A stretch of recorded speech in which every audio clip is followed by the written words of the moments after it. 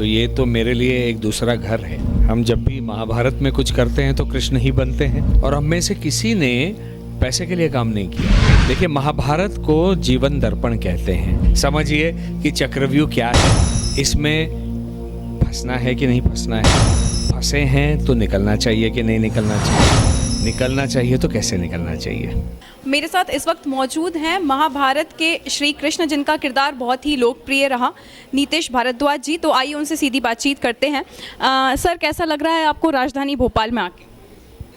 मेरे ख्याल से मैं इस राजधानी में भोपाल में आपके जन्म के पहले से भी रह चुका हूँ। तब आपका शायद जन्म नहीं हुआ होगा, तो ये तो मेरे लिए एक दूसरा घर है। सर, जो आपका शो है चक्रव्यूह, तो उसके बारे में आप कुछ बताना चाहेंगे? कोई स्पेसिफिक पूछिए, आप क्या जानना चाहती हैं चक्रव्यूह से?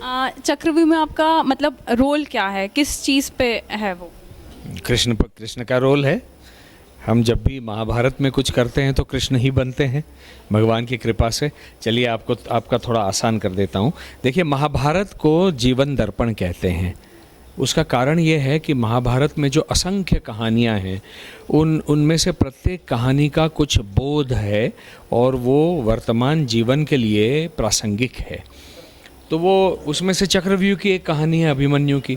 तो उसमें से आज की प्रासंगिकता क्या है, उस कहानी से क्या मुद्दे निकल कर आते हैं जो हिडन हैं, उनको हमने उजागर किया है, जो आज के वर्तमान जीवन के लिए प्रासंगिक हैं।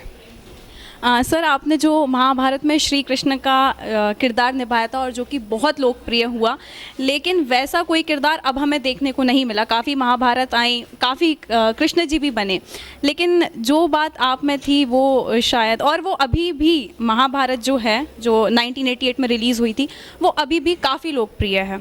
उसके कई कारण हैं।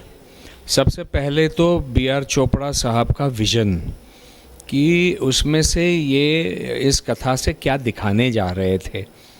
दूसरा, पंडित नरेंद्र शर्मा जी का स्क्रीन प्ले, क्योंकि महाभारत तो कई खंडों में है, आदि पर्व से लेके पता नहीं कितने पर्व हैं, तो उसमें से चुनकर वो कौरव पांडवों की कथा लेना।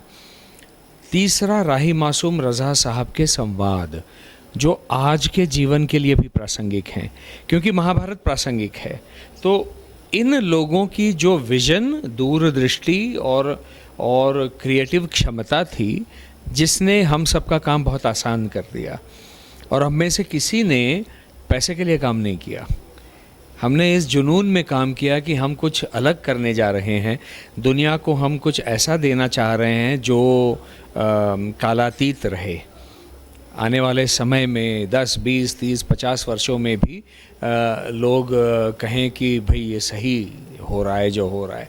तो जब सिंसियरिटी से हम लोगों ने सबने काम किया, तो और ऊपर से फिर भगवान ने हाथ रख दिया कि जाओ, और सक्सेस मिली।